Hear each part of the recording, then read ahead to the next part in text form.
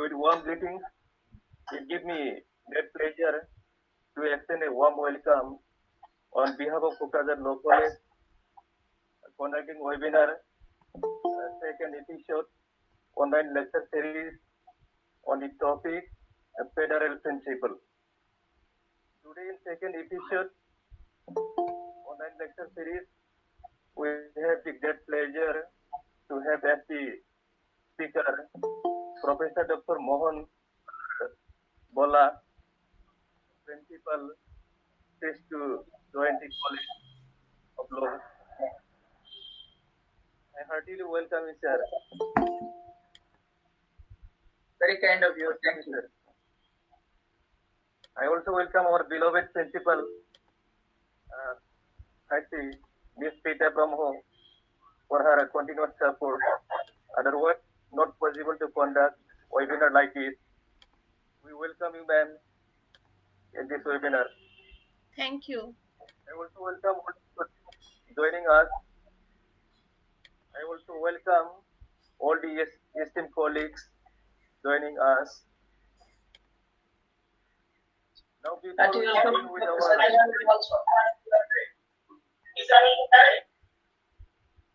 I would like to request Miss Principal I Chief Kokrajhar Law College to welcome the today's honorable speaker, Professor Dr. Mohan R. Bolla, sir, and all the participants. Thank you, Suresh, for a warm welcome. Good morning to one and all present. Uh, Heartiest welcome to today's speaker, Professor Dr. Mohan Rao Bolla, my dissertation guide at Christ University, Bangalore, during the time of LLM. So, heartiest welcome to you, sir. We are delighted to have you amongst us for the second episode of online lecture series organized by IQAC Kokrajhar Law College.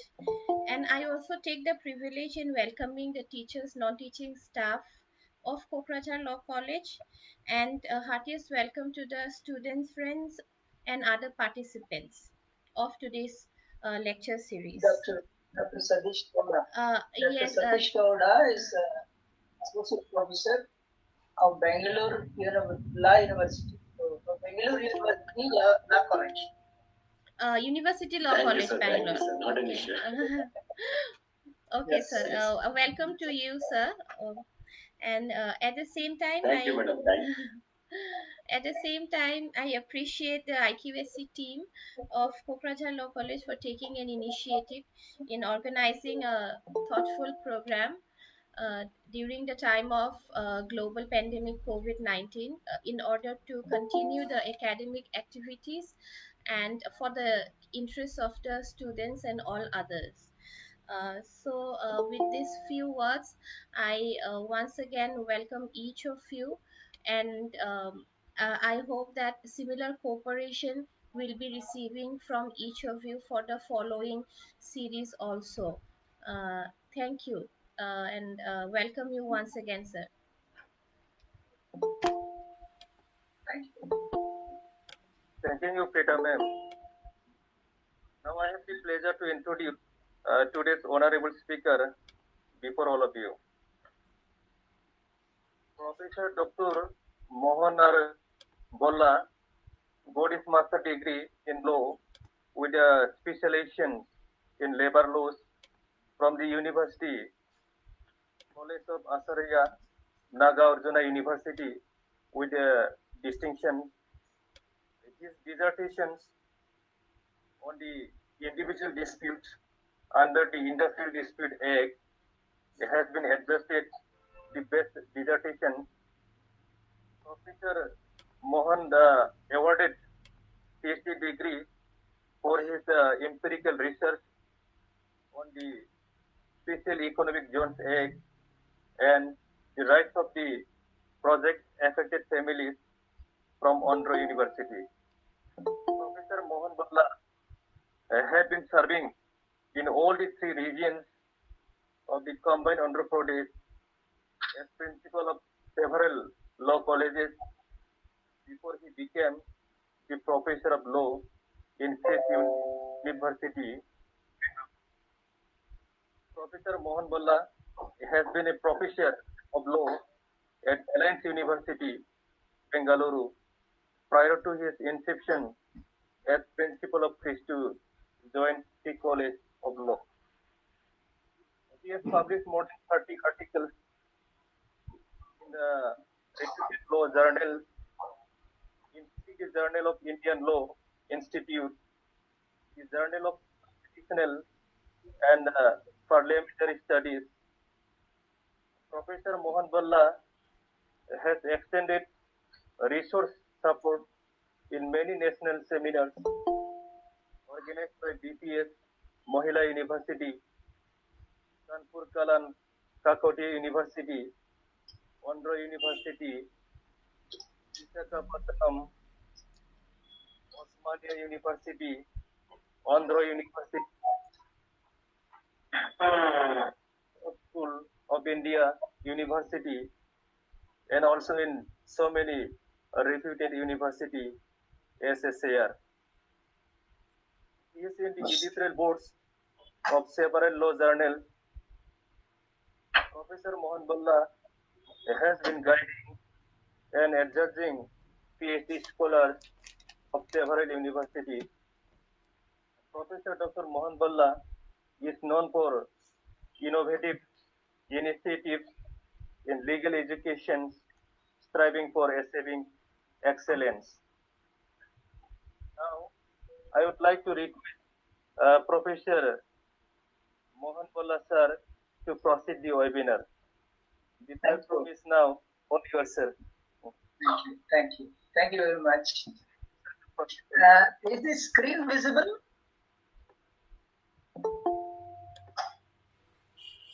Am I audible and is the screen visible? It's visible, but nothing is presenting.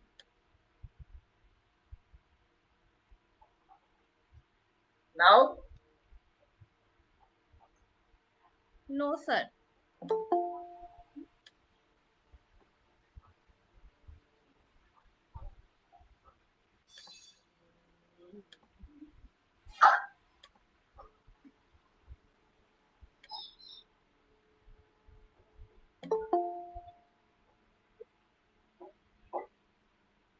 Sir, you can go to the window, present the window.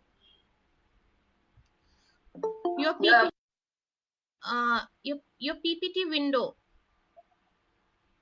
Now it's not there. Try again. Present the window. You do present the window. Present now is visible in your. Yeah, present now, and after that you do a window. Yes, the PPT now? window. Is it visible now? Yes, yes. It is visible now.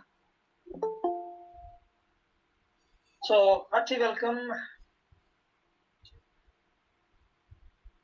and kudos to the founder of Kokrajar Law College, Niranjan Kumar Narjari, and I propose to name these lectures as Niranjan Narjari Memorial Online Lecture Series. Though we have started the lecture series yesterday, and the second good day is ahead now, and I take this opportunity to congratulate the principal of Kokrajar Law College, my beloved student, Ms.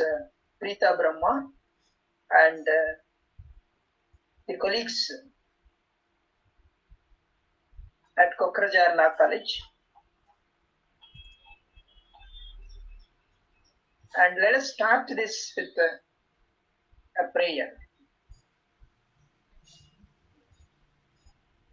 The prayer is a secular one and a sacred prayer, which goes to read like this. Sahanavavatu, Sahanau Bhurattu, Sahaviryam Karavavaihi, Tejasvinavadhitamastu Mavidvishavahi. It means, may we all be protected, may we all be nourished, and may we work together with great energy, and may our intellect be sharpened. That is what is the crux of the issue in the prayer. Tejasvinavadhitamastu, which goes to say that there shall be glorification of thought, and the thought process shall yield good for the development of our understanding and appreciation of any subject for that matter.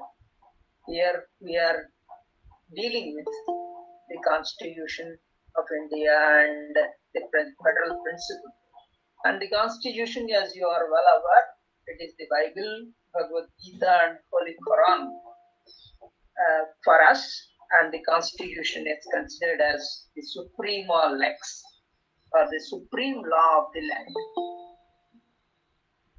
And it is considered as the Grundnorm, as postulated by Professor Hans Kelsen in his Pure Theory of Law.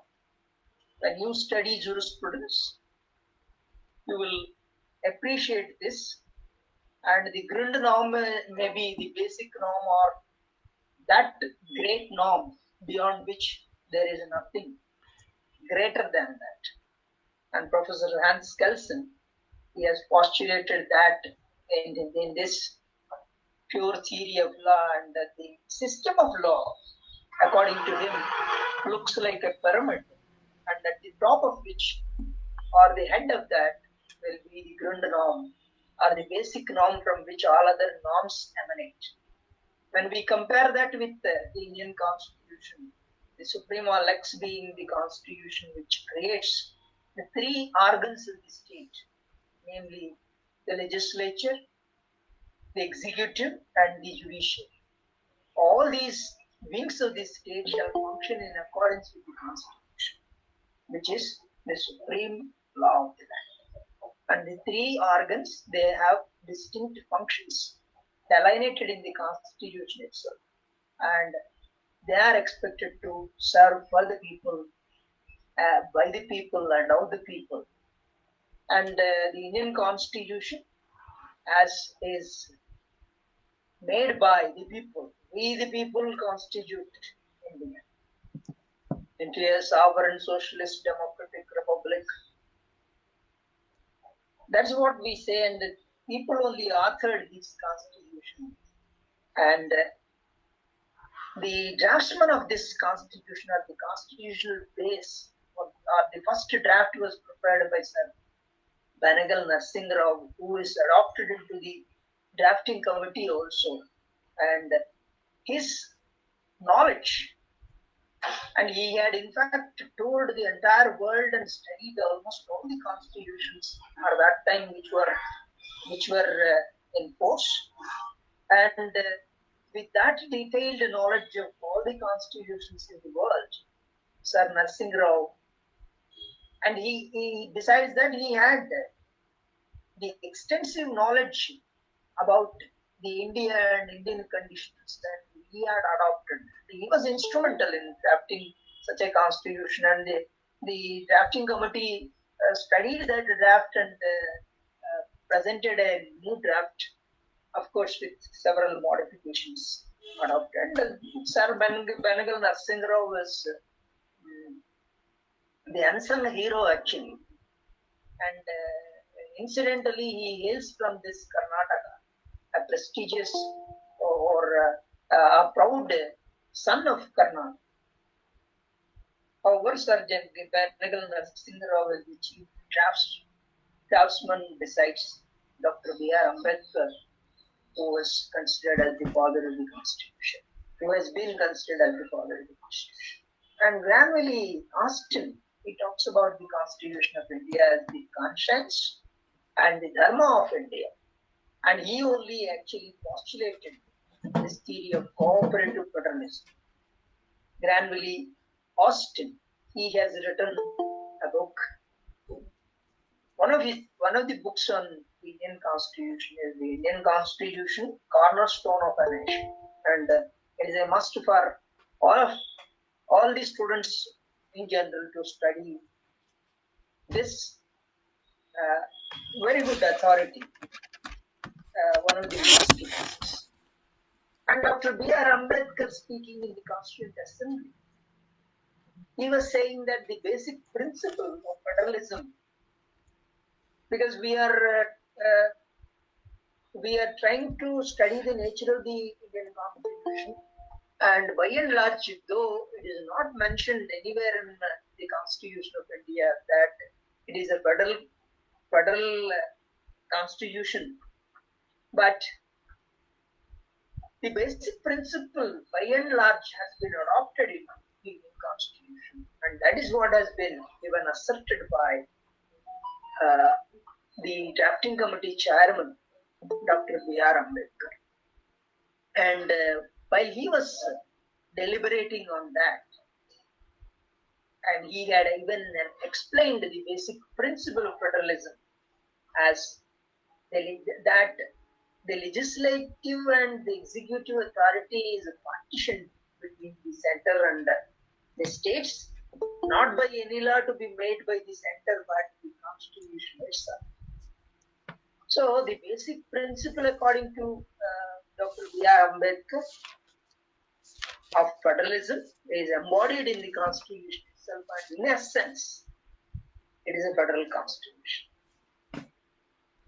The states under our Constitution are in no way dependent upon the center for their legislative or executive authority, except certain areas where in the modern times or modern days you come across certain things like 73rd and 74th constitutional amendments, so that there can be local governance ensured, and that way more and more power is brought to the doorsteps of the common man, or the local bodies are strengthened.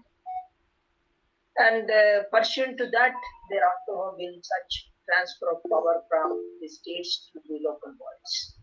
However, the center and the states are co-equal in this matter, as was explained by him.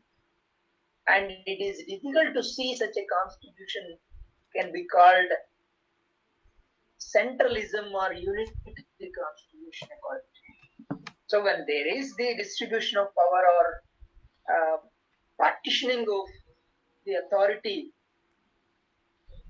between the center and the states so categorically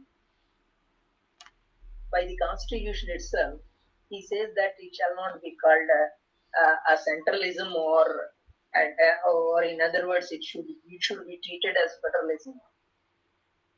It may be that the constitution assigns to the center too large a field for the operation of its legislative and executive authority than it is found in any other federal constitution.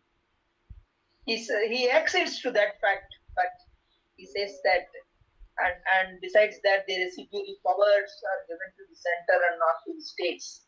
But these features do not form the essence of federalism, according to him. The chief mark of federalism lies in the partition of the legislative and executive authority, according to him. And the respective units are independent enough, and that principle, that is to say, predominantly Indian Constitution is federal according to him. And if you wish to note down, you may please note down. All the students are requested to note down these, especially the highlighted matters. Is it okay, or shall I just move forward and share the slides as you please? It is okay, sir. Shall I just proceed? Yes, sir. And continue. Okay. Yes, please. And a gist of it is made out about the views of Dr. Ambedkar, and the drafting committee is seen there in the picture. And This is derived from an article authored by one of the members of parliament, an erudite scholar by name Upendra. He wrote, quoting from Dr. B.R. Ambedkar, especially the Constituent Assembly speeches. The federal constitution means a division of sovereignty by no less sanction than that of the law of the constitution. That is to say, the constitution itself. And the division of sovereignty is made between the federal government and the states. And there shall be two necessary consequences. That any invasion by the federal government in the field assigned to the states and vice versa is considered as a breach of the constitution. When we study the constitutionality and the union-state relations, we study those things in general as and when it is considered as ultra-vires the constitution, when there is no power vested with the respective state or the center, there shall be no law. Or in other words, when there is a law to be made by that, it should have been enabled, and that distribution of power is evident through Articles 245 onwards and the read with Schedule 7 of the Constitution. And if there is any invasion by the federal government or the state governments into the exclusive field of the other component, namely the state or center, that is considered as breach of the constitution itself. And such breach is justiciable matter to be determined by the judiciary, an impartial body in a way in between these two, or in between, or by and large, the judiciary is vested with the power to interpret the constitution and also decide the disputes between the center and the states, states and the states, center and the people by and large, or the state and the people, vis-a-vis all these, can be decided or made justiciable by the courts of law, especially the superior courts of law, and the Supreme Court and the High Court. So this is being the nature of federalism. A federal constitution cannot escape the charge of legalism, in the sense that is made justiciable, and the power of judicial review vested with the courts, especially the superior courts in India that are created by the constitution itself. So the Indian federalism and the opinion of Dr. B.R. Ambedkar is well delineated by Shri P. Upendra in this article. And there are several opinions expressed by the judges while they were deliberating or dealing with the matters of such disputes which have come in course of their functioning as the constitutional authority exercising judicial right. In state of Rajasthan, long ago, versus Union of India in 1977 itself, just at that time there was the transfer of power from the Congress to the BJP.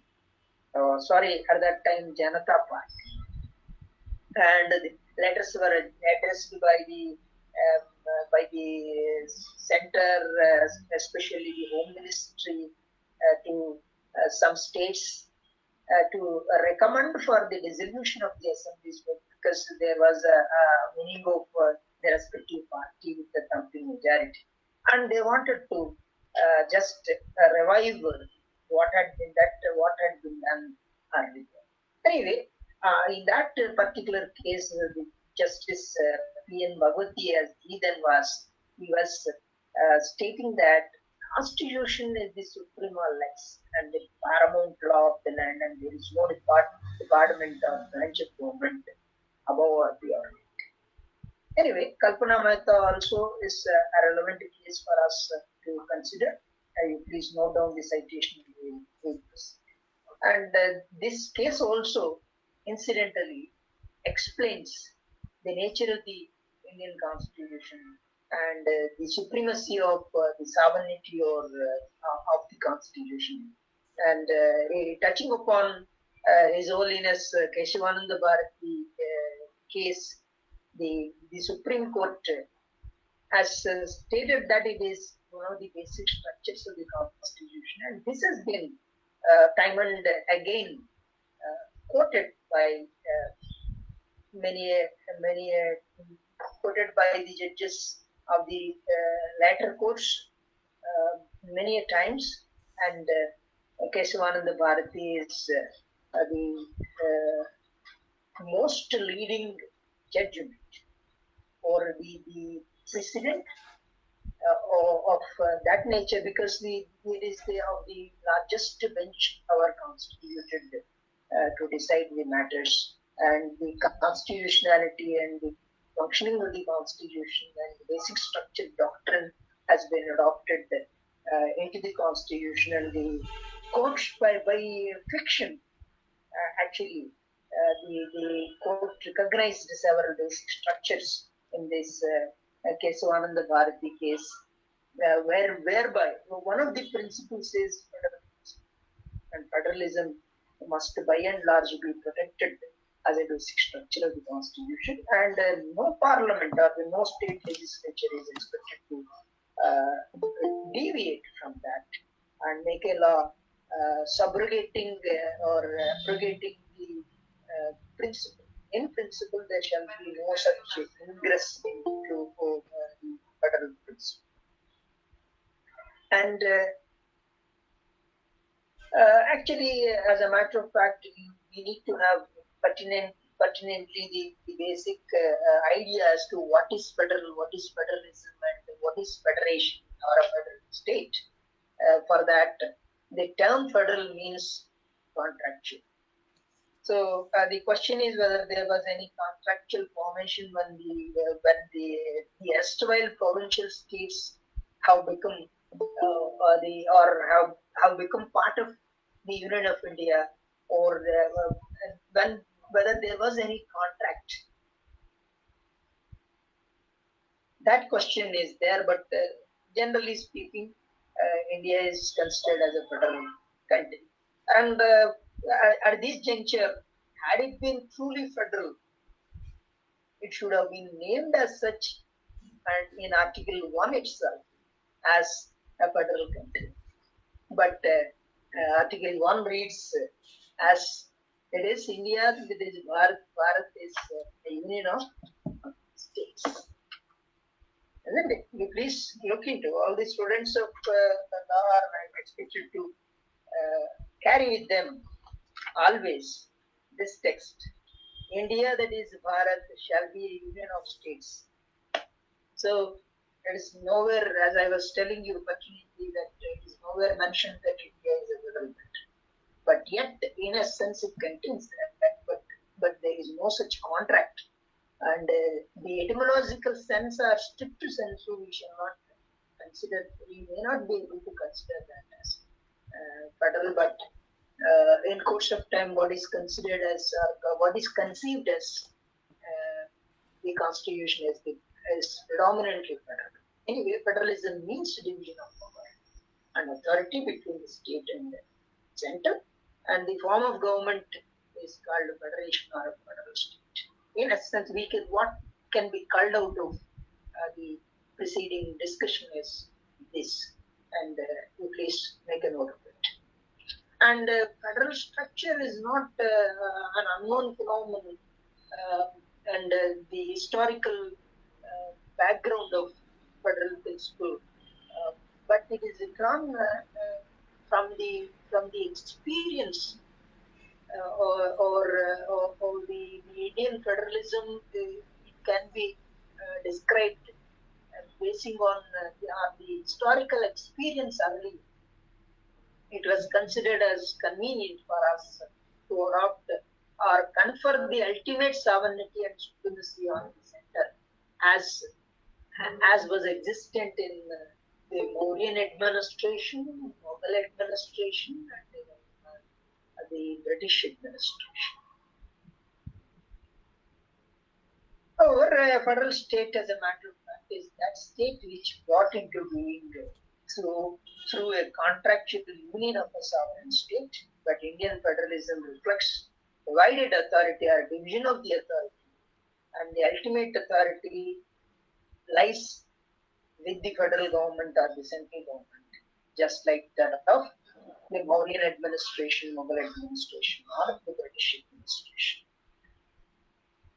Even Dr. B.R. Ambedkar was of the opinion that it is convenient to have federal structure during the normal periods, and even in case when there is emergency, there ought to be unitary character coming out of that country, and the country by and large must be protected from such invasions similar to that of the historical invasions made by or under the dominant rule of several such people, right from the Mughals and last but not the least the British.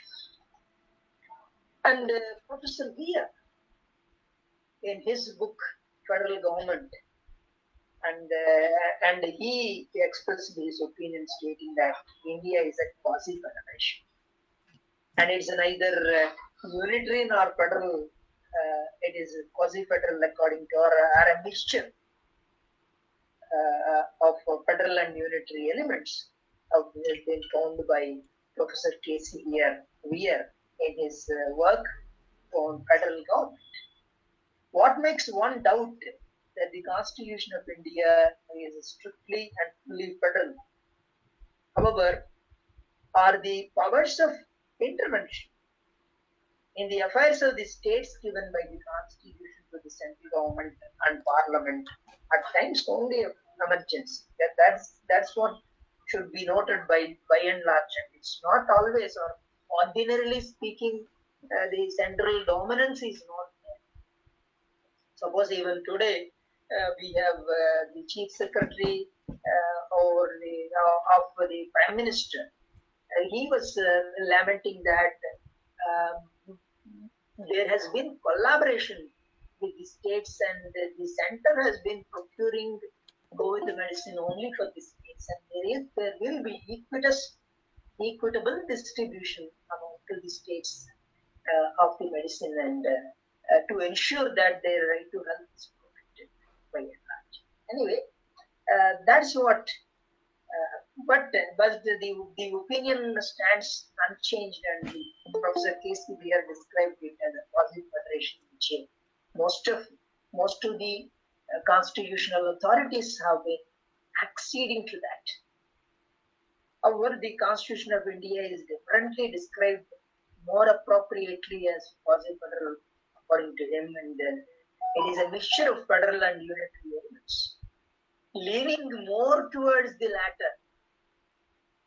That's what is to be underlined. But then, what is there in a name? What is important to bear in mind? The thrust and implications of various provisions of the Constitution bearing on the Constitution in regard to the scope and ambit of the presidential form of government, or this presidential form, as was explained by Justice Samdi, and in cases that have been decided by Justice Samdi, Professor K.C. Weir's opinion has been taken into consideration, and especially much of the controversy it had led, and many leading decisions almost culminating in Sir Bommai's case, we need to consider at length in course of our lectures. We come across this discussion about the nature of the Indian Federation as a quasi-federation. And H.M. Shirva, a great authority on the Constitution of India, he considers that Indian Constitution is predominant. And even M.C. Sitalwad, who is popularly called Mr. Law, the first Attorney General of India and first chairman of the first Law Commission of India, as a matter of fact, he was of the opinion that having been drawn in mid 20th century, Indian Constitution has been a modified form of federation suitable to the special requirements of the Indian society.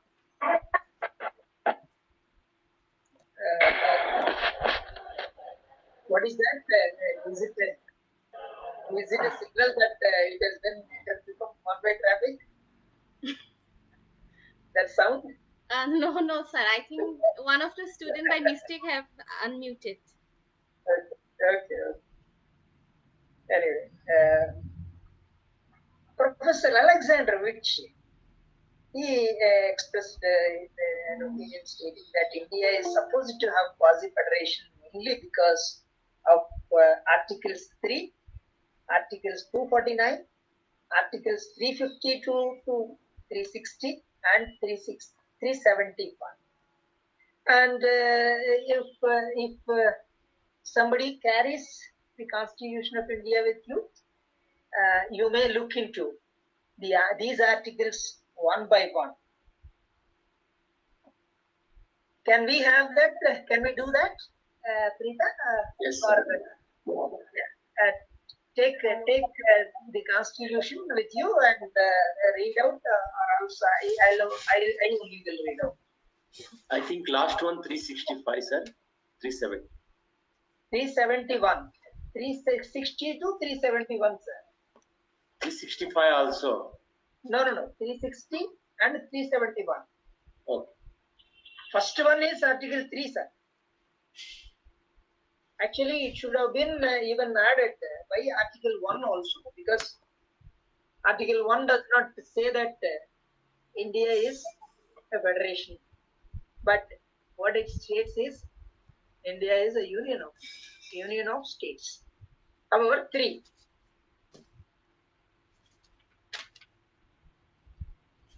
Can you read out, or shall I read?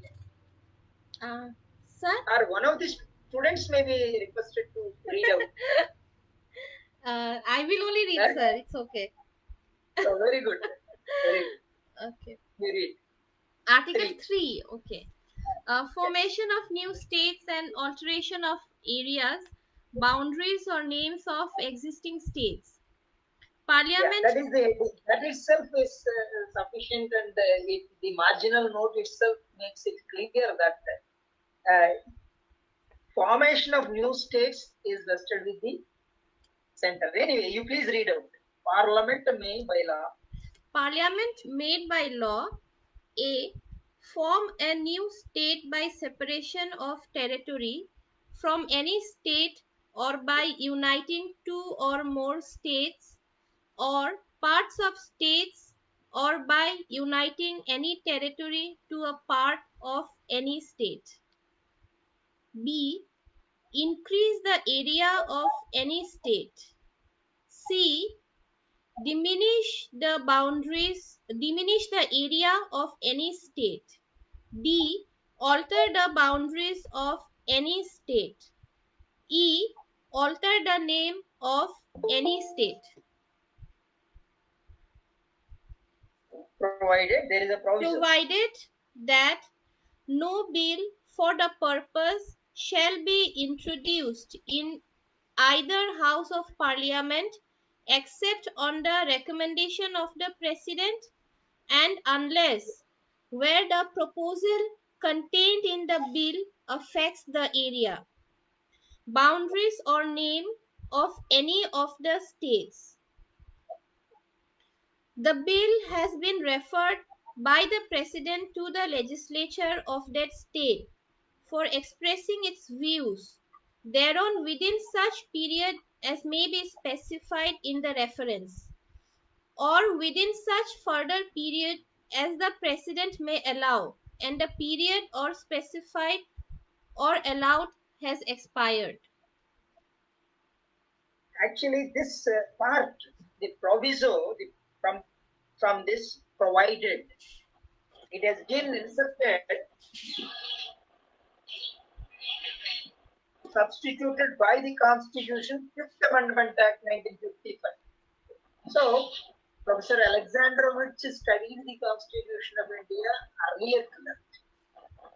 However, the first part of it, Parliament may by law form a new state by separating a territory of the state. And say for that, we can just recall our memory that there has been formation of linguistic states, basing on the fact that, basing on the language spoken in that particular area, there has been formation of states.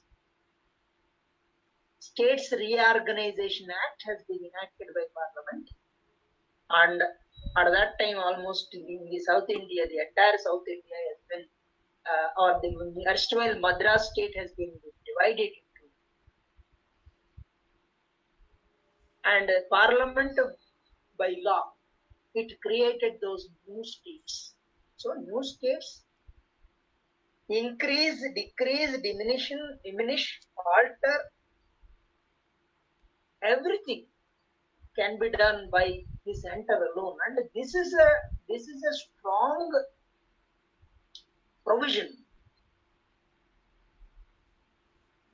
This is a very strong provision which dilutes federal principle. And the name of the state also is to be decided by the center or the parliament. My dear friends, there was a time for the then Chief Minister of Andhra Pradesh, my own state, the then Chief Minister of Andhra Pradesh, Mr. N.T. Ramarao, wanted to rename Andhra Pradesh as Telugu Nadu, which he could not do. Though he had some around 28, almost all the parliament seats were won by his party, and he had a very good voice, and he was even leading some national level alliance. But yet he could not do that, and he could not prevail over the parliament or the central leaders at that leadership at that time also. And you cannot. And similar to that of those lines, in similar lines to that of Tamil Nadu, Andhra Pradesh was, there was a wanting in, or the people by and large, they feel that it should better be named as Telugu Nadu rather than Andhra Pradesh. And the latest formed states also, it had been considered as an imposition on the Jammu and Kashmir, and it has been divided, and the status of that particular special status that has been enjoyed by the state has been, what do we say? Overnight, there had been that kind of law that is passed through even ordinance. The center imposes, and that kind of activity. Anyway, relating to the formation of states, the power is vested with the center, and that dilutes, or that with that we can name India as a quasi-federation. Hope that you understood it well. Shall we proceed to consider Article 249? Yes. So can you please move the slides also, because is there any doubt? Is there any doubt in the minds of everybody? so If you have any doubt, you can. so the doubts will be they'll put the question in the chat box. They can be taken up another time. No problem. So can you please move the slide, because now people want to see the further slides, I know it's they were doing something beyond the slide, but they are bored by seeing the first slide. So if you can show the second or third. First slide. Ah. No. Yeah. Actually, I've been running the slides and Professor Alexander, which is not visible to you No, sir. in this slide. This slide. No, sir. The first slide is only visible. Oh, I'm sorry. Then I'll share these slides to you and you please display. Okay, sir. See, the presentation should have been very, very picturesque. And I'm sorry with this Google Forma or Google Class. We display why that is not Sir, it's being done there. now. It's done. Then I don't understand. It's done, sir. Now it's done. It's coming. Now it's visible. Is it visible now? Yeah. Now it's visible.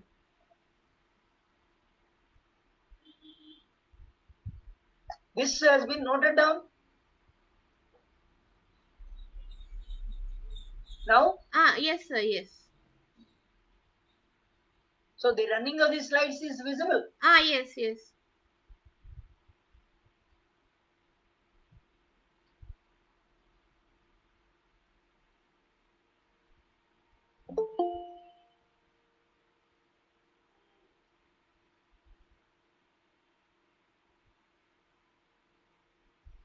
We are here now. Do you see Professor Alexander which photograph and his opinion? Yes. Yes, sir. Oh, I'm sorry. There is some technical glitch because of which I could not display the slides properly. Now, if it is visible, it's okay. You please look into Article 349, 249 now.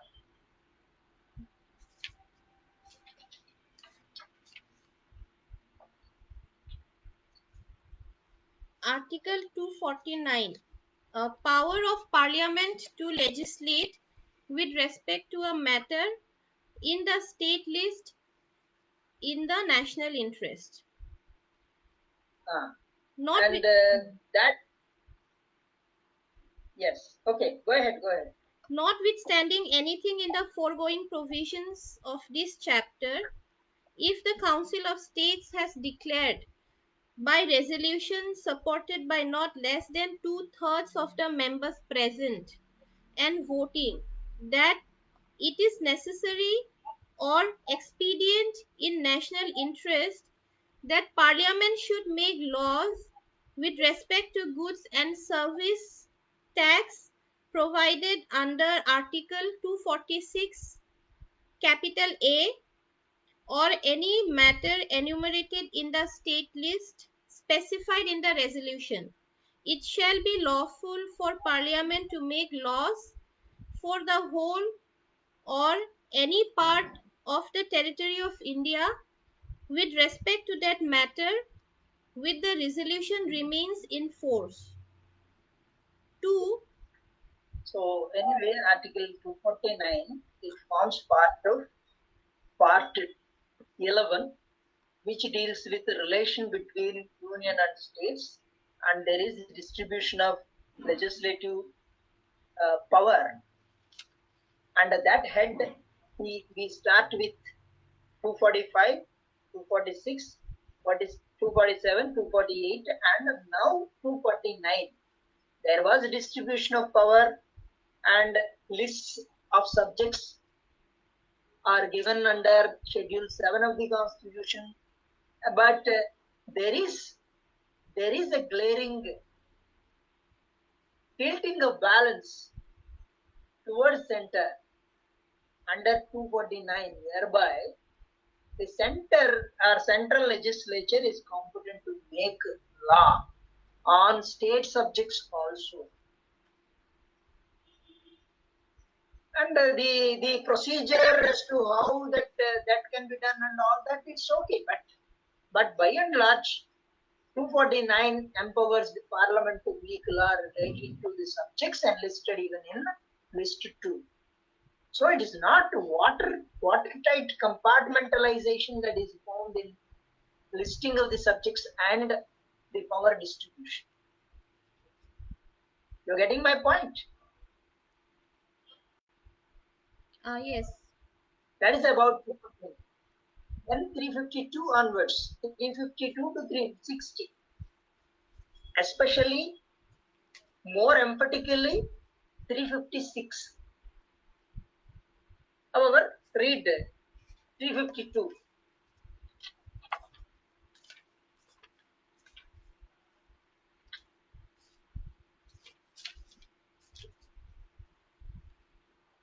Emergency provisions. 352 Proclamation of Emergency. Clause 1. If the President is satisfied that a grave emergency exists whereby the security of India or of any part of the territory thereof is threatened, whether by war or external aggression or armed rebellion, he may, by proclamation, make a declaration to that effect in respect of the whole of India or of such part of the territory thereof as may be specified in the proclamation. Clause 2. However, Yeah. one moment. Actually, the explanation and clause 2 other things can be understandable. As a matter of fact, the emergency could be declared, and with the advent of the emergency that had been declared during the then regime of Srimati Indira Gandhi, overnight developments were seen, and the country was led into a black era due to this exercise of this power under Article 352 by a unilateral decision taken by the then Prime Minister of India, and no one else knows that there is going to be emergency, and during the midnight there was the declaration, and subsequently all these stalwarts, political stalwarts, including even leaders like Jayaprakash Narayan, like even Vajpayee at that time, Morarji Desai, including this. At that time, the present Prime Minister was a young Turk, and he was also arrested, and thousands of people have been jailed, and there had been sheer violation of fundamental rights. However, this extraordinary power of declaring emergency, just at that time, prior to this particular article had been amended, there could be, even when there was a disturbance, there could be imposition or the imposition of president's rule, whereby the state will have no power, and all the power is withdrawn from the states and it is concentrated at the center. And the government only would rule. That is what is. And later, when the power has been transferred from the very long ruling party, the Congress party, to Janata party, there was an amendment whereby armed rebellion has been inserted into this particular act. So 352. And more dangerous, and in general, which has been a provision which has been described as a Damocles sword hanging on the heads of the states, is Article 356. Kindly read Article 356. Yes. Provisions in case of failure of constitutional machinery in states. 1. If the President, on receipt of report from the Governor of a state or otherwise, is satisfied that a situation has arisen in which the government of state cannot be carried on in accordance with the provisions of this constitution, the president may by proclamation a assume to himself all or any of the functions of the government of the state and all or any of the powers vested in or exercisable by the governor or any body or authority in the state other than the legislature of the state. B. Declare that the powers of the legislature of the state shall be exercisable by or under the authority of the parliament. C. Make such incidental and consequential provisions as appear to the President to be necessary or desirable for giving effect to the objects of the proclamation, including provisions for suspending in whole or in part the operation of any provisions of this constitution relating to any body or authority in the state, provided that nothing in this clause shall authorize the president to assume to himself any of the powers vested in or exercisable by a high court, or to suspend in whole or in part the operation of any provision of this constitution relating to high courts. Two, See, yeah. see the regularity of the words here. And blatant and blanket powers are vested in the center.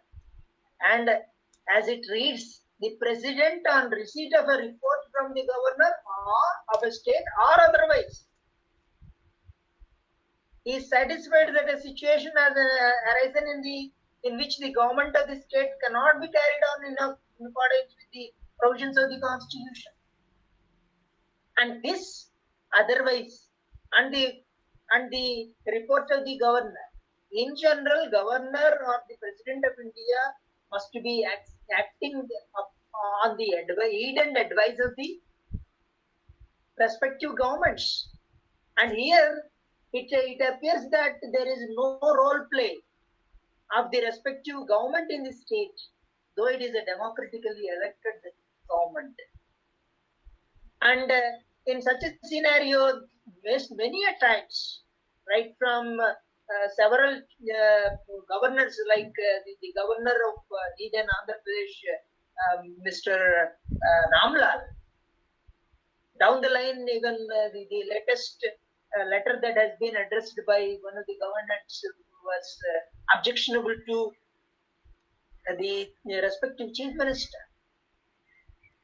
See, this article 356 has been questioned before the Supreme Court many times, and even after the advent of several leading decisions, including S.R. Bommai, wherein several guidelines have been laid down by the Supreme Court that it shall not be misused and abused, and generally speaking, it must be acted upon as a last resort. Many governments have been misusing and abusing, and this present government is considered as no exception from it. My dear friends, this actually dilutes the federal principle and makes it or tends to be called as the quasi-federation. India is a quasi-federation. Hope you understood. And so also the distribution of finances.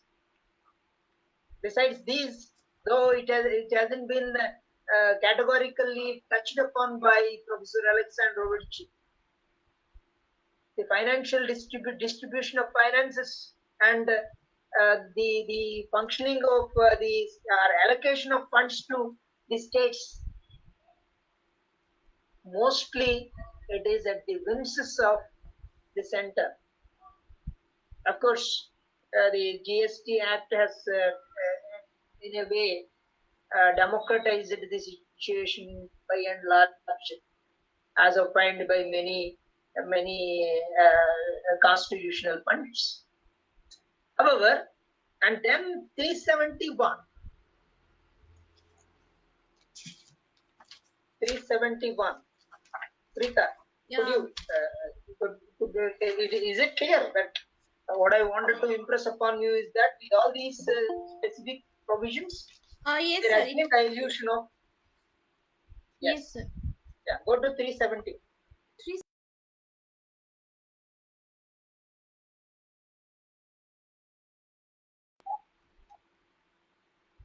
71. Okay. Special provision with respect to the states of Maharashtra and Gujarat.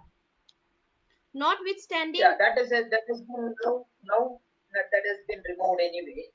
Actually, some special status has been conferred to, or special provisions have been laid down, and even 370 also should have been included in these, and that special speaks of the special status, and now it has been done away with in a rude manner by the present government, and there has been criticism to that effect also.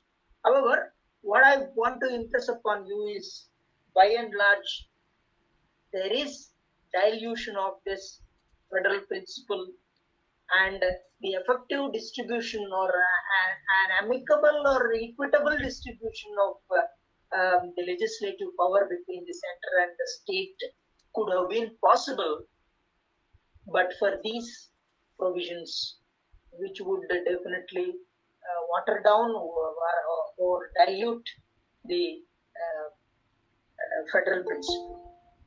Hope you're catching my point. yes, sir. Shall we proceed? Yes. I think it's 1 hour, and how long shall I continue? It's okay, sir. You can continue. Okay. Anyway, I want to be more interactive, and I'll just go to deal with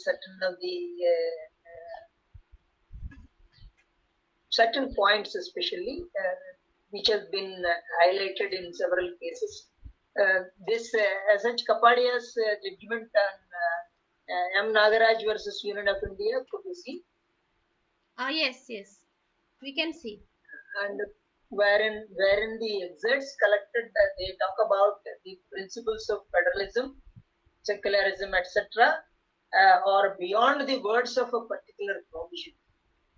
That is what is to be understood. So, by and large, as a matter of fact, we have the principles of interpretation whereby the any statute, including the constitution, should be read as a whole and should be understood. And especially with respect to these concepts like federalism, secularism, reasonableness, and socialism, they are beyond words of a particular provision. There need not be any particular provision to say that there is the existence or the conception of the particular concept, or conceptualization of a particular concept like federalism, starting with the federalism. So there is no need in a way to say that a particular provision should have been there to categorically make India a federal state, but it is to be understood, and it's beyond words. It is as it said by S.H. Kapadia. They are systematic and structural principles underlying and connecting various provisions of the Constitution. So, like a thread which twines flowers and into a garland. There has been the systematic and structural principles underlying various provisions of the Constitution. There is federalism, and there need be no threadbare analysis of the particular provisions, but you need to understand, by and large, that there is federalism incorporated in it. in the constitution by and large. They have coherence to the constitution. No, they are inherent uh, in the constitution itself, and they make the constitution an organic whole. It is said it's an organic document, it's a dynamic document embodying these concepts, and they are part of the constitutional law, even if they are not expressly stated in the form of rules, etc. And further, he has elaborated that a federal constitution with its distribution of legislative powers between the parliament and the state legislatures involves limitation on legislative powers, and this requires an authority other than parliament and state legislatures to ascertain whether the limits are transgressed and to prevent such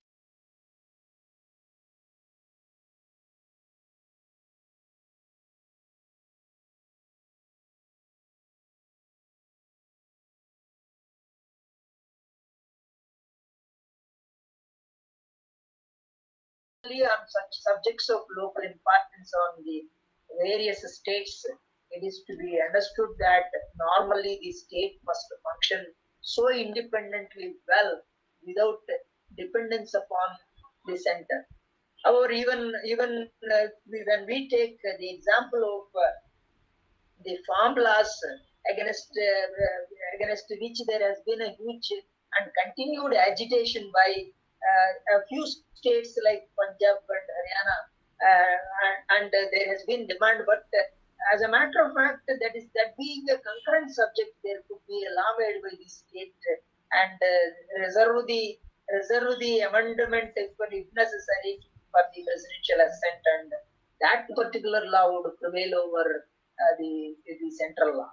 So there are provisions which would enable the states to function more and more authoritatively as per the constitution, and there shall be such way out whereby there is by and large federal principle as predominantly available in the constitution, and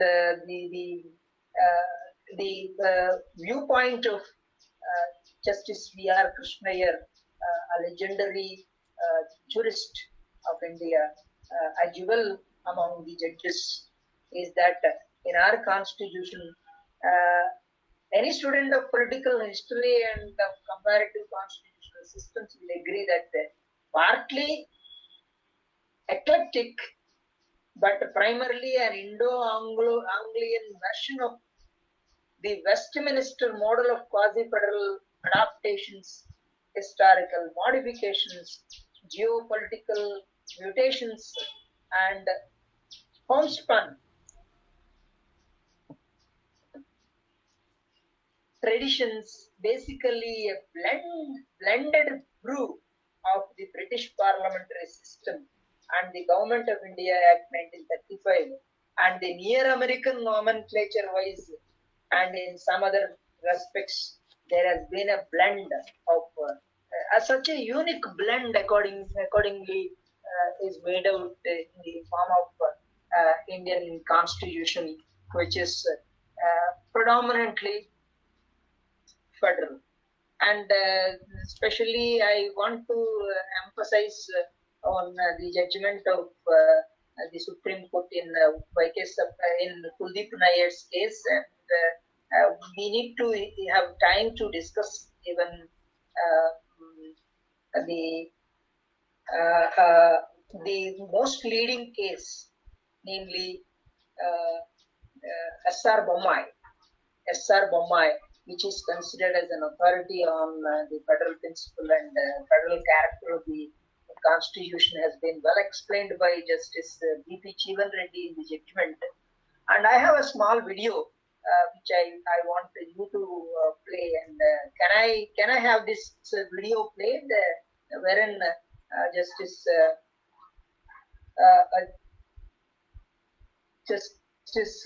B.P. Jeevan Reddy was deliberating on federal principle in one of the seminars organized by NALSA, and it is available in YouTube.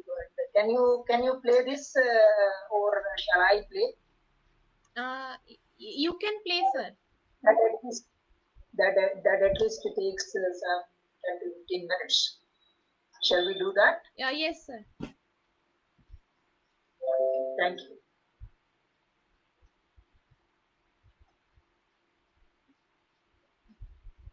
Sorry.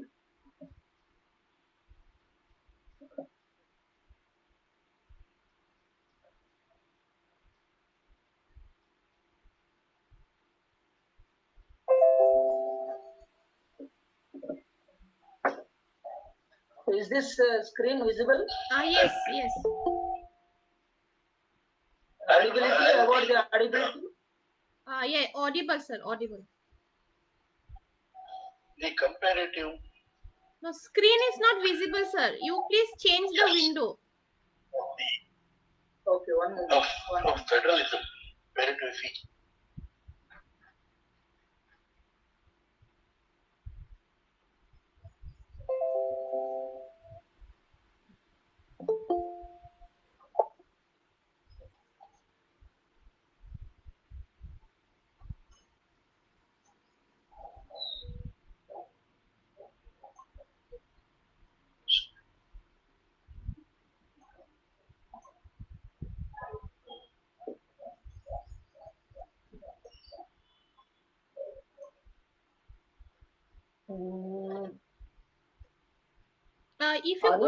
If you could send me the link, I can do that, sir. Please send it in the chat box.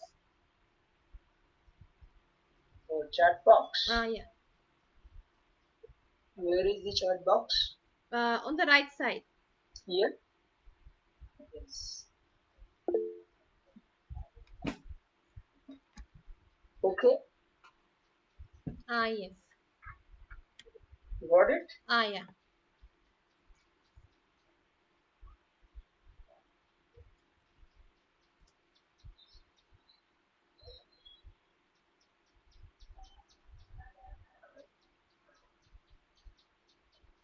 Wahida Rahman is there. Anu, are you of Kokrajar College? No, You sir. look like twins. She's not Wahida Rahman and Anu. Sir? Are you of Kokrajar or Bangalore?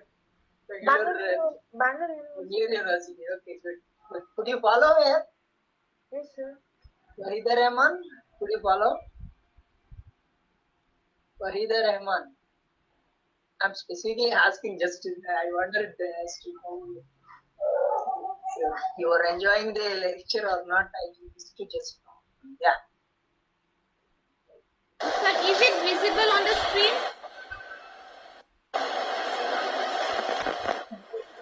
Yes. I think I'll just finish this topic. I'll tell you where to begin.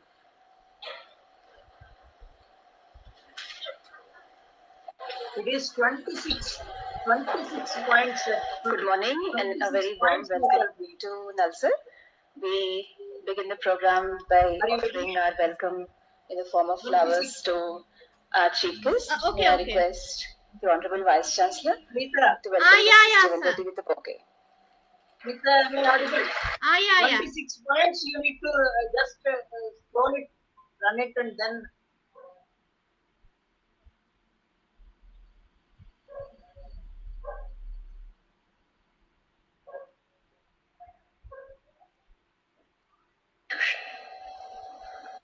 There are a number of other constitutions, but there is hardly time for us to go over all those other constitutions.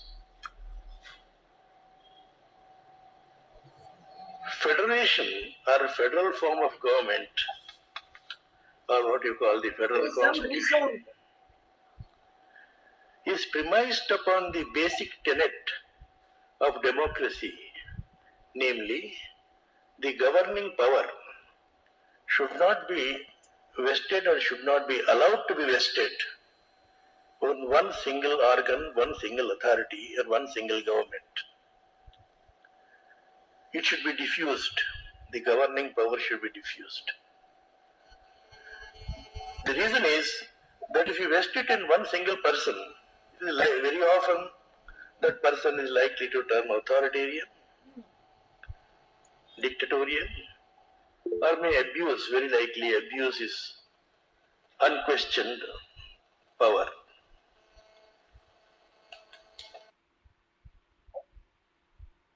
And state governments, there will be local bodies like municipalities, municipal corporations, there will be autonomous bodies like universities, public service commissions, and so on and so forth. The governing power is spread out, is distributed among these various, and each act upon checks and balances. I'll come to that presently. Once the governing power is distributed between the center and the states, how do you do it? You do it by making out lists of legislative heads. Our Indian Constitution, it has got 3 lists, as you know. This is elementary, no doubt. That is union list, state list, and a concurrent list. The major and more important wide-ranging powers are included in list 1, and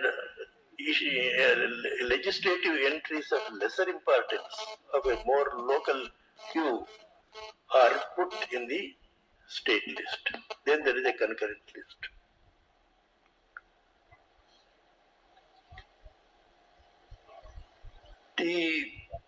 Where such legislative power is distributed between various organs, there is always a likelihood of some conflict, some difference of opinion arising between these various wielders of governing power. That's why you require an arbiter. That is the judiciary. In India, it is the Supreme Court of India. Supreme Court of India decides the disputes between these various organs of governing power, but more importantly, the rights of the citizens vis-a-vis the state and rights of the parties vis-a-vis other parties.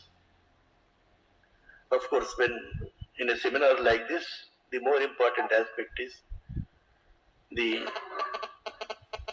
determination of... Kindly switch off your mobiles. It is interfering with the recording system also. Not in vibration mode. Please switch it off.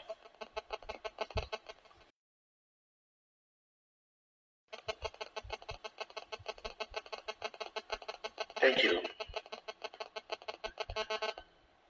So the Supreme Court of India has been constituted to decide the conflicts which very often arise between the center and the state in the matter of interpretation of the legislative entries.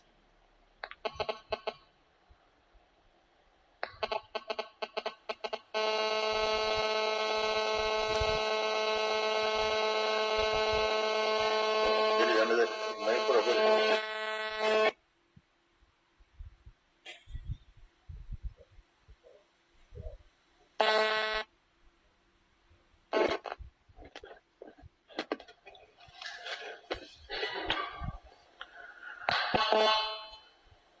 Now, while distributing these powers, why is it that more powers are given to the center in India, and to start with, more powers were reserved with the states in the United States of America? This is a political come historical development. Each federation is a product of a historical and political process. How it comes about? Take, for example, United States of America. How was it constituted? Some states, particularly on the northeastern seaboard, came together. They wanted to have a voluntary union and a federal government. Therefore, certain powers were delegated to the central while reserving the rest of the powers with the states.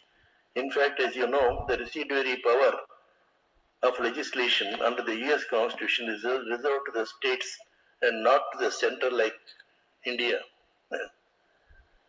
But you come to India, How is it different? We had no concept of a federal or federation, federal state or a federation. It was a unitary state under the British government. It was the British Parliament who, by enacting the 1935 Act, which some people call 1935 Constitution, created these state provinces and the central government and distributed the legislative powers between them. You remember, the idea was to give some sort of a self-governance, power of self-governance to these states.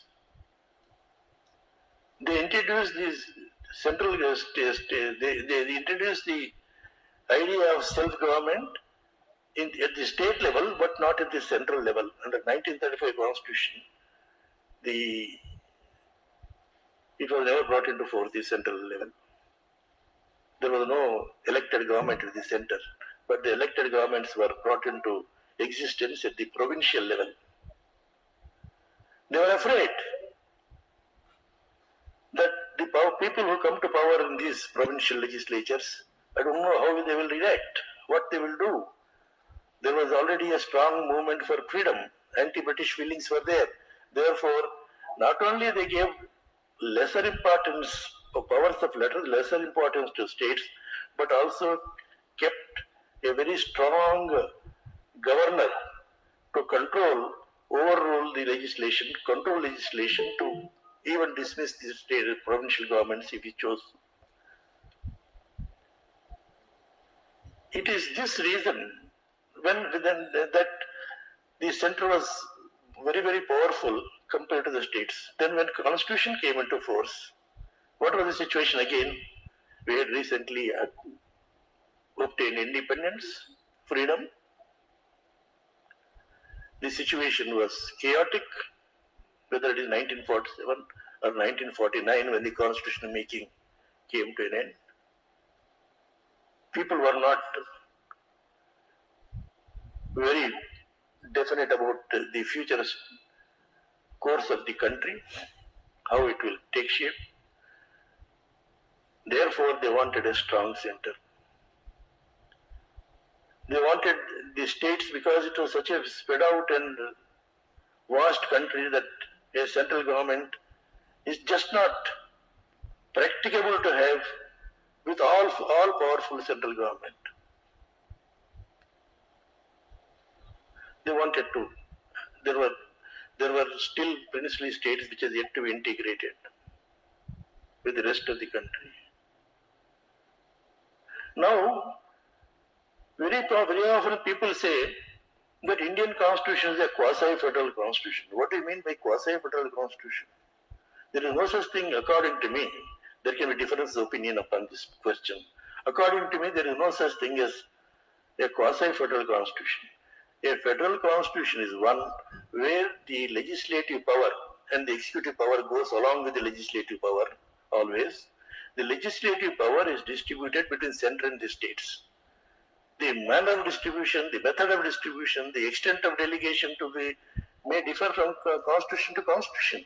It is not as if the United States Constitution is the only real federation and all the others are less federal or more federal or anything. Don't compare with America. America is a product of that particular historical process.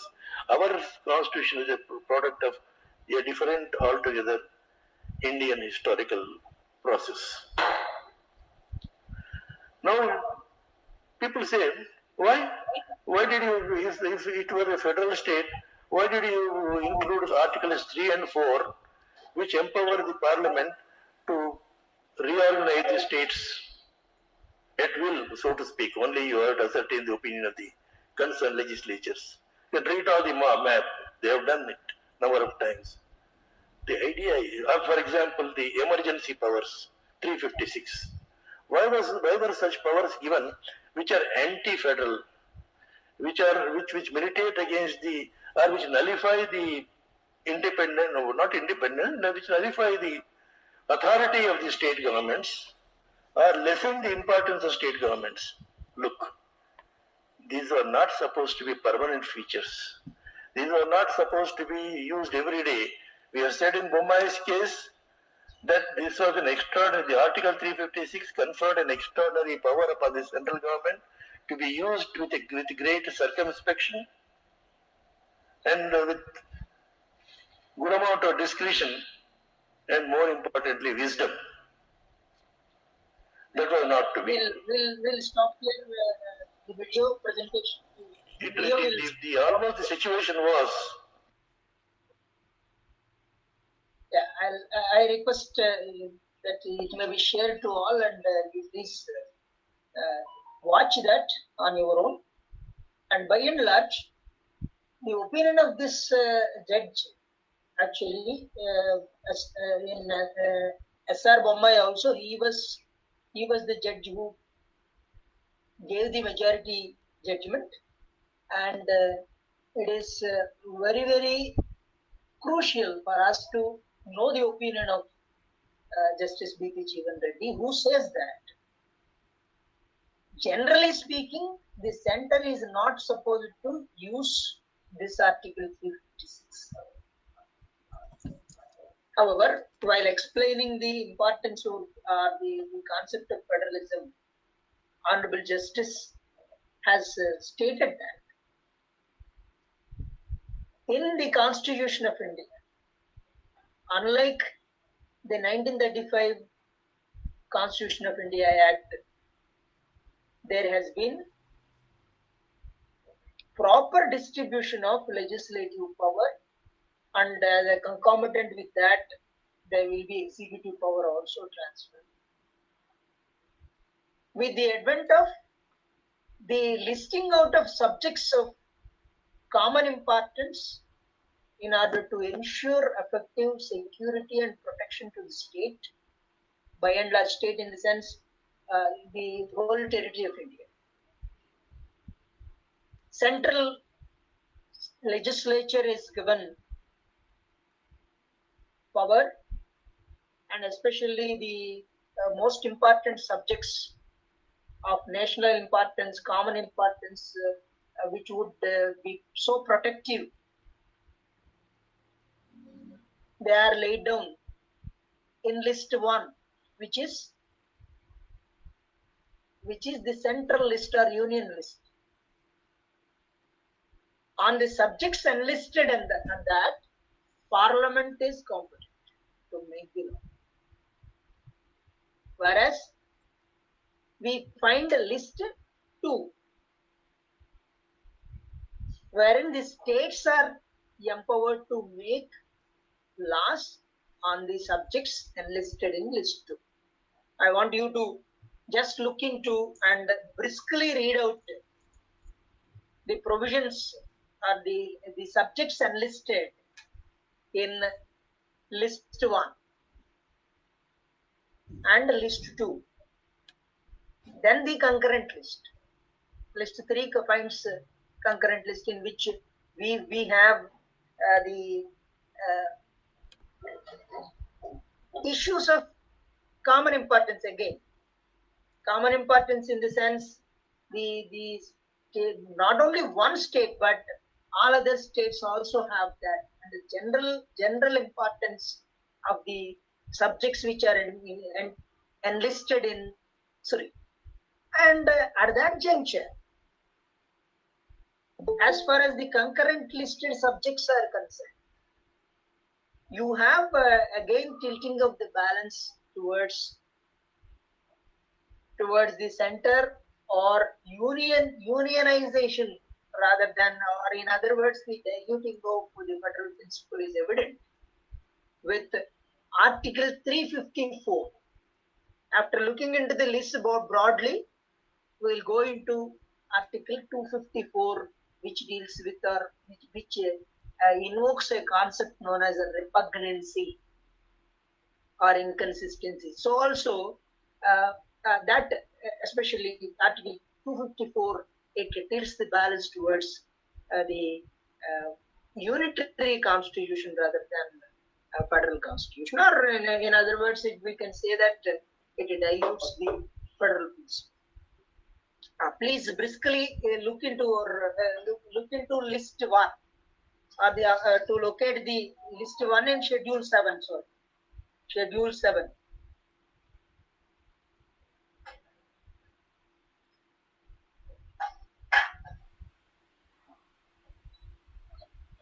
The union list. List 1 is called union list. Preeta, are you there? Or are you looking into or any other Yeah. staff member? Yeah. Union list, yeah. Union list. You read out the heads. Heads. Defense of Or India. starting point, defense of India, Yeah, naval, defense military, of and India. air force, Yeah. like that. Defense of India, 1. 2. Naval, military, and air forces. 2A. Deployment of any armed force of the Union or any other force. 3. Delimitation of cantonment areas. Local self-government. Local self-government in such areas. 4. Naval, military, and air force works. 5. Arms, firearms, ammunition, and explosives. 6. Atomic energy and mineral resources. 7. Industries declared by Parliament. 8. Central Bureau of Intelligence and Investigation. 9. Preventive detention for reasons connected with defense, foreign affairs, or security of India. 10. Foreign affairs. 11. Diplomatic, consular, and trade representation. 12. United Nations organizations. 13. Participation in international conferences, association, or other bodies. 14. Entering into treaties and agreements with foreign countries and implementing them. 15. War and peace. 16. Foreign jurisdiction. 17. Citizenship, naturalization, and aliens. 18. Extradition. 19. Admission into and emigration and expulsion from India, passports and visas. 20. Pilgrimages to place outside India. 21. Piracies and crimes committed on high seas or air. 22. Railways. 23. Highways declared by or under law made by Parliament. 24. Shipping and navigation on inland waterways. 25. Maritime shipping and navigation. 26. Lighthouses, including lightships, beacons, and other provisions for safety. 27. Ports declared by or under law made by Parliament or existing law. Port quarantine. 28. 29. Airways, aircraft, and air navigation. 30. Carriage of passengers and goods by railway, sea, or air, or other national waterways. 31. Post and telegraph, telephone, wireless broadcastings. 32. Property of Union and the revenue therefrom. 34. Codes of wards for the estates of rulers. 35. Public debt of the Union. So many are there. Yeah, then like that, Yeah. we have issues of very, very high importance wherein the power should be exercised by the center alone. And at this juncture, 45 relates to banking. There is some mischief played by the center, and there was something which was in a way criticized to have been creating a havoc in the common man's life. What is that relating to banking? Yeah. Very recently, we all suffered something pertaining to that, as Yeah. banking is a central subject. Yes. Printing of currency is a central subject. Yes. There had been what is that mischief?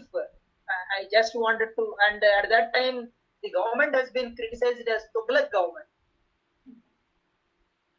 What happened at that time? Just the first regime of the Modi government.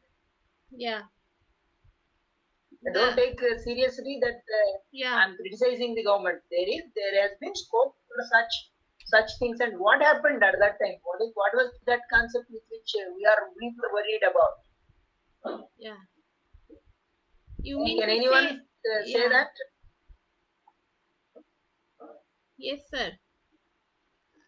You're waiting for the, yeah, Demonetization. demonetization. I mean, like, I was Demonetization. waiting for the students to answer. Yeah. Yeah, that's correct. That's Yeah. correct. Anyway, demonetization.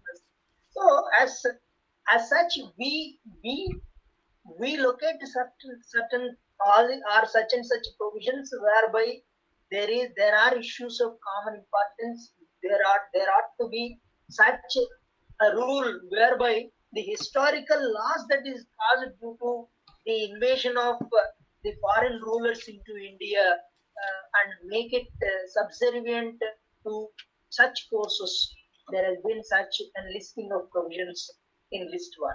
So also list 2.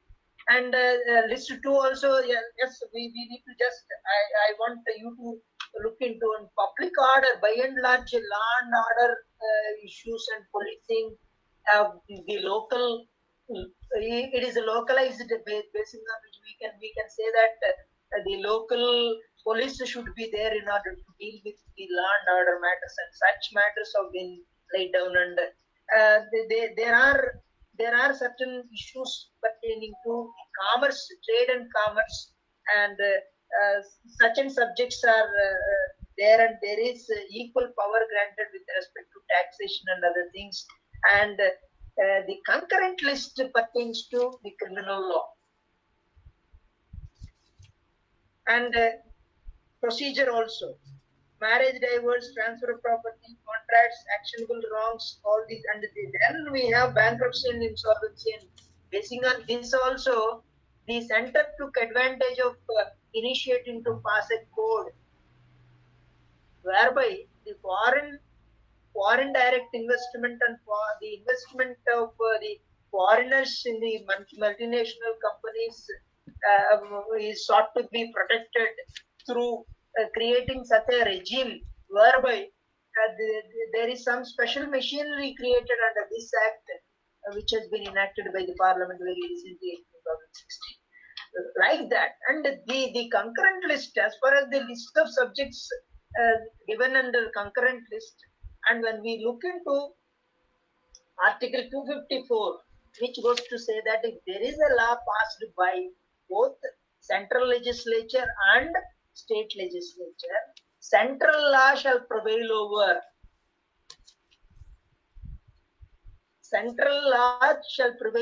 the state law by and large. That is what is that is what tilts the balance towards unitary constitution or unitary feature. That also can be treated as added to the list of articles listed by Professor Alexandrovich. So with these, we can say, and I want each one of you to read SR Bommai case at least to have a very good understanding. And I want to deal with that, but for the paucity of time, I'm not touching upon that or those leading cases. If we can have another session, we can think of dealing with them. And now at this juncture, I wish to stop and invite you to conduct question and answer session briskly. And I have I'm sorry to say that I have an immediate meeting at 11. Therefore, I wish to ask you to conduct the question and answer session. So this, sir, you are anxious to. Yes, yes, sir. Thank you, sir. It's a wonderful discourse. In fact, you have delivered a very information-oriented lecture on federal principles. So I thank the organizer and you for throwing lights on different issues relating to federalism. With your permission, I have two questions. It is in instead of question, just for clarification, and I'm asking. Number one, how Article 32 is important to enforce fundamental rights. Similarly, 131 is a heart and soul of federal democracy, in my opinion. we need to have vibrant, independent, impartial judiciary to ensure federalism. My apprehension, when the case of reservation regarding providing 10% reservation for economically backward classes and all, they without deliberation, discussion, with hurry, they just passed the amendment, 101st Amendment, where they incorporated Article 15(6) and 16(6). In fact, they were questioning the constitutionality. It was already filed by some NGO called We the People in 2019. The case is still pending. And even regarding bringing some category into some OBC or SC/ST, it is the power vested with the central government. In that respect, we have to think about how federalism has been ensured, number one. Number two, a very division of state itself is against the federation, in my opinion, because if you take into the consideration of Uttar Pradesh, I have just gone through the list of prime ministers where 13 prime ministers were elected only from UP. I have a statistics. Yes. 3 from Gujarat, 1 from Bihar. From our south, from Andhra Pradesh, P.V. Narasimha Rao, and from Karnataka, Devegowda. So, my observation, unless we have a geographical reservation for the prime minister position, Okay. I think quite difficult to ensure federal issues concern what we find in constitution. In this regard, I'm expecting your views on. Yes, So good. And, actually, I appreciate Dr. Satish for taking time to attend this webinar and raising such important questions. Actually, sir, I'll deal with 32 first and then come to your Article 131 and your opinion about the prime ministers being selectively taken from the north, and there has been predominance over or the on the south, or by and large the predominance of north or central north. Correct. The Article 32, as is evident, whenever fundamental rights are violated, Article 32 is invoked. And federal principle, when it is affected, there was no scope for the political party in power to raise that issue under Article 32. And if we treat democracy as being one of the basic structures of the Constitution as enshrined in Keshavananda Bharati case, and democratically elected government is dethroned by stroke of pen by the center, by imposing president's rule or by declaring emergency, etc.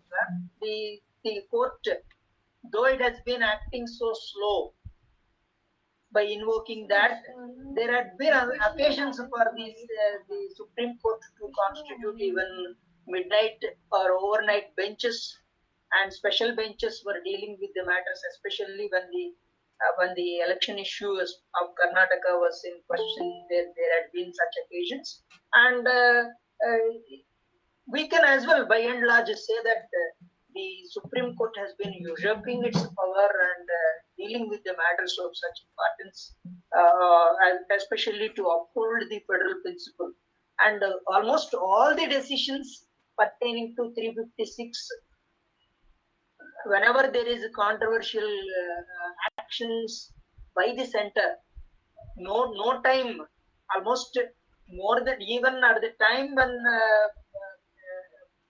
our SR Bommai case was decided, the Supreme Court lamented that more than 17 times Article 356 has been misused. And therefore, the attitude of the Supreme Court, or the attitude of the judiciary and judicial wisdom was to protect by and large the federal principle and protect the constitutionally elected governments and protect the democratic principle, which is considered as one of the basic structures of the constitution. And now, even today, there is a hue and cry by our Didi stating that she was not given an opportunity to speak in the Prime Minister's meet. And there ought to be that kind of attitude, but there should be no such frontline or confrontation between the center and the states, but there ought to be some cordial relationship and collaborative, cooperative federalism to provide. And center shall act like the elder brother as and when there is any problem in say for at times what can be appreciated is that when there is a calamity, the Prime Minister talks to the Chief Minister on his own. That is a welcoming gesture. So also whenever there is any disturbance, there ought to be guidance given by the center in order to protect the democratically elected government and not to take political advantage. This is what my opinion as far as 32 issue is concerned. And as far as 131, also there is an overlap as and when there is an occasion for the Supreme Court to protect. It has been acting with such an acumen that it has been protective, and the value-oriented judgments we have come across by and large with respect to federal principle, and no time practically. But though there has been slowness or there is a delay between by the time by the time the SR decision was given, there was a lapse of time and the government could not function. The local government could not function. But therefore, what is required is that to make more and more federal and to ensure that there will be more and more uniformity with respect to these election of even leaders, the Prime Minister, and why not rotation be taken into consideration as suggested by you, and why not rotation basis we take. Suppose in your department the headship is transferred on rotation basis. Like that, there can be such and such principle to be such and such policy be initiated, whereby there can be betterment and strengthening of the federal principle. Especially, there ought to be a mention made about the interstate council, functioning of the interstate council. Suppose instead of strengthening the interstate council and ensuring that the matters of common importance there ought to have been empowerment of the interstate council. Parallel structures have been laid down or constituted by the center, even with the advent of GST and other things. See, in my opinion, water disputes and the distribution of even funds and appointment of governors and such issues, they should be democratically taken. Decisions pertaining to these shall be democratically taken in interstate council, which should be functioning democratically, and that particular Article 263 must be well defined and distinctly utilized for protecting the federal principle in this country. So I think I have answered your query. Sure, sir. Thank you, sir. Thank you for your reply and answer with meaningful research. Okay. So that is in different perspective you have highlighted. Thank you, sir. Thank you for enlightening us. Thank you, Preeta. Please go ahead. Sir, there is one query. Is that why the maker of the Constitution of India adopted the federalism in the Constitution? What was the need?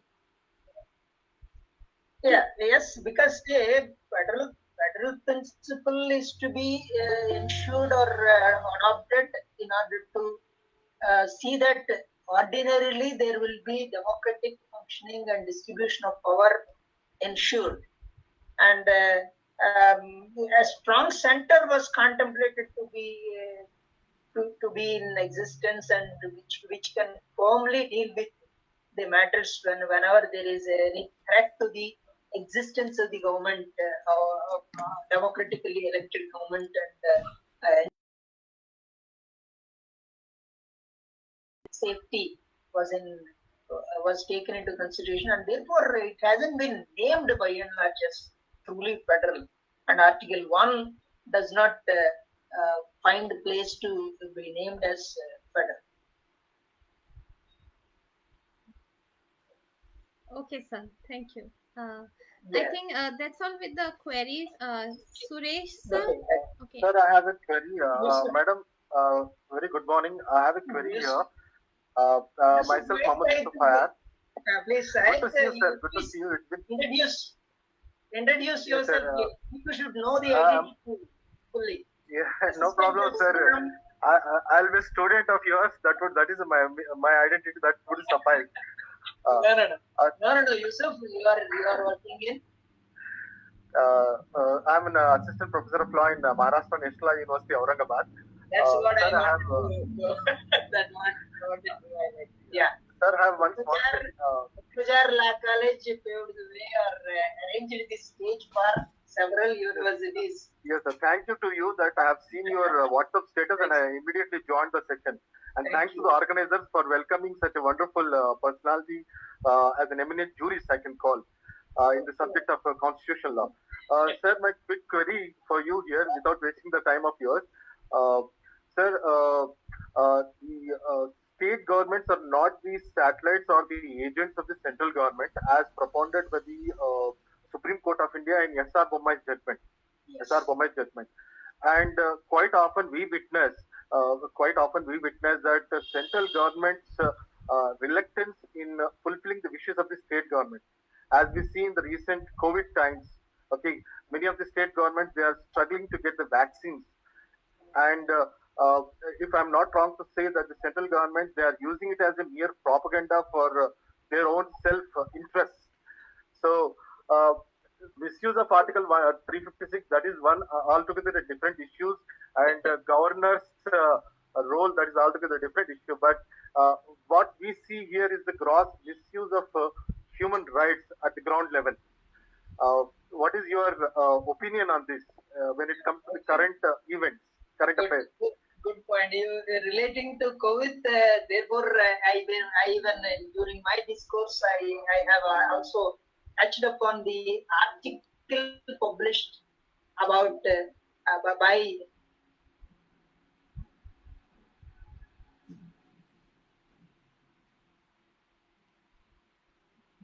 Sir, there's a voice Chief Secretary.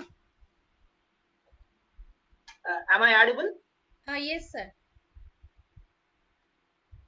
The Chief Secretary was delineating, giving his opinion as to how best they are functioning in order to ensure that the COVID vaccine and other medical facilities are or to reach the center in an in an equitous manner, working for the states. And center, as a matter of fact, in this regard, it doesn't have a separate population. What ought to have been done is that there ought to have been such meetings as have been continuously organized by the Prime Minister in order to ensure that there will be equal distribution or equitable distribution of the medical facilities and to combat this COVID. That should have been a desirable gesture, and a decision should have been taken in the Prime Minister's meet only with the Chief Ministers, and it should be more and more democratized, as I feel. And as you have rightly pointed out, as far as Article 356 and misuse and abuse of it is concerned, the SR Bommai is an authority wherein it has been lamented that it has been widely misused, and there ought to be an amendment to 356 as I feel. And as I was mentioning, that to make it more and more viable and democratize the federal structure, there ought to be the functioning of common authorities uh, and appointments of these personnel, say like the governors, etc., must be made by the interstate council to ensure that there will be more and more federalism prevailing, and the voice or views of the states must be taken into consideration as and when there is any problem, and there ought to be some such independent functioning power must be given to the interstate council, which shall function by independent authorities, and maybe uh, to say uh, it may not be out of place if we say that it must function under the active supervision of an independent body, or it should be given the constitutional status like that of the election commission. The interstate council deserve to be equipped with such teeth whereby all the matters of common importance and distribution of funds, water, even the medicine and such other facilities through such agency, which should be independent as that of the election commission, etc. That's what the answer given to Yusuf. I think you are satisfied with that. Yes, sir. Yes, Professor. Thank you so much. Very kind of you. Over to Preeta. Suresh, I think you And can. I suggest that before we wind up, I suggest that there shall be one more session on federal principle, especially the case law. Okay, sure, sir. Sure. Because otherwise, I think it may not be the students, if they can read well, I can just share the reading citations of the reading decisions, but there shall be discussion exclusively or especially on SR Bommai case. Okay, sure, sir. Sure, Yes, we'll have one more session, sir. Yeah.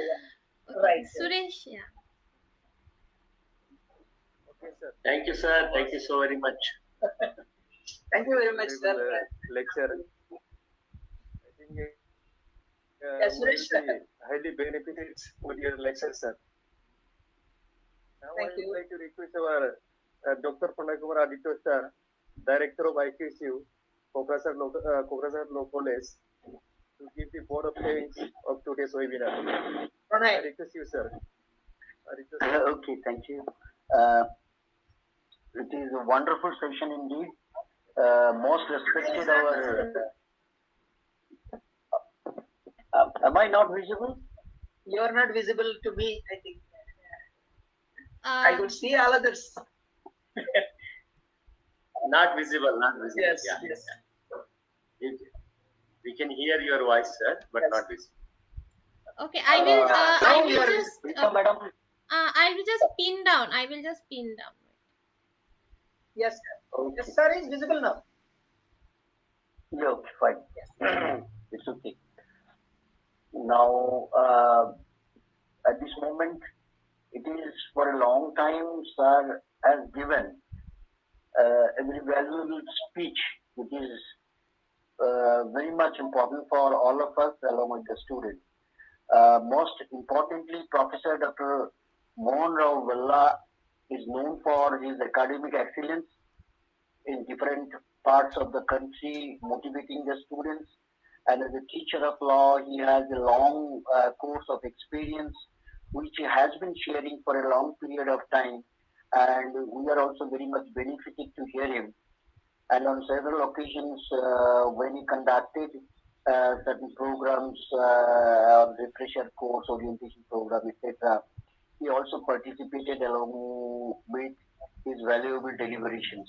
Now, today, on this topic of federal principle, as he devised the topic, he has mentioned about several important features of the Constitution of India. He started with Professor Kelson's ground norm theory, and he then went on speaking on the organs of the government, along with some recommendations of Granville Austin. At the same time, he has mentioned the importance of Dr. B.R. Ambedkar and how he constructed the principle of federalism in the Constitution of India. Our students are definitely benefited to learn some distribution of powers in amongst all the organs of the government under the Constitution and how do they function, and more specifically, Schedule 7 of the Constitution, which is most important with respect to the three lists, the central list, the union list, the state list, as well as the concurrent list. And he has also mentioned about how the residuary powers also has given the central government certain more powers. But at the same time, discussing on the federal principles or establishing with reference to S.R. Bomani's case and others, still there is a big question whether federal principles or federalism is still there or not. He has referred about Justice Amudi's remark along with remarks of Krishna Iyer, who said that it is a blended constitution of federalism as well as the unitarian structure, unitarian spirit of the constitution. Therefore, the mix or the dilemma persists, but it is hopeful that the constitution will function for the better interest of the people of India following the spirit of constitutionalism. And it is very nice to hear Justice Jeevan Reddy's version of UT presentation, which Professor Bolla has very timely presented before all of us. And in future, I think the students of our institution, along with the participants, will definitely go through this. At the same time, I also extend my vote of thanks to the participants, especially Professor Dr. Satish and the other one from Aurangabad, who made certain points and deliberated on some issues which are very current in nature regarding COVID medicines or vaccination distribution from center to the state. So with all this together, I appreciate from IQAC Kokrajal Law College, our resource person, Professor Dr. Mohan Bolla, for sharing his views and giving a very nice presentation for a long period of time, where he has shown his strong patience in teaching the students and also sharing his views amongst us. So thank you all. Thank you very much. It is a nice pleasure for giving me the honor to extend vote of thanks. Thank you, sir. Very kind of you for those kind words, and we look forward for such wonderful sessions. And we have had a wonderful audience, and I thank each one of them, including Dr. Satish and Professor Yusuf. Thank you very much. Thank you, sir. Thank you very much. Thank you, sir. Thank you so much. See you again. Thank you to all the participants for patient hearing. We'll meet tomorrow. Once again, we have Honorable Magistrate, Subdivisional Judicial Magistrate Choraidev, Assam. He will be giving us a gist of initiation of criminal proceedings. So we'll meet tomorrow at 10 in the morning. Thank you to everyone. Thank you. Thank you, sir. Thank you very much. May I leave? Yes, yes. Thank you.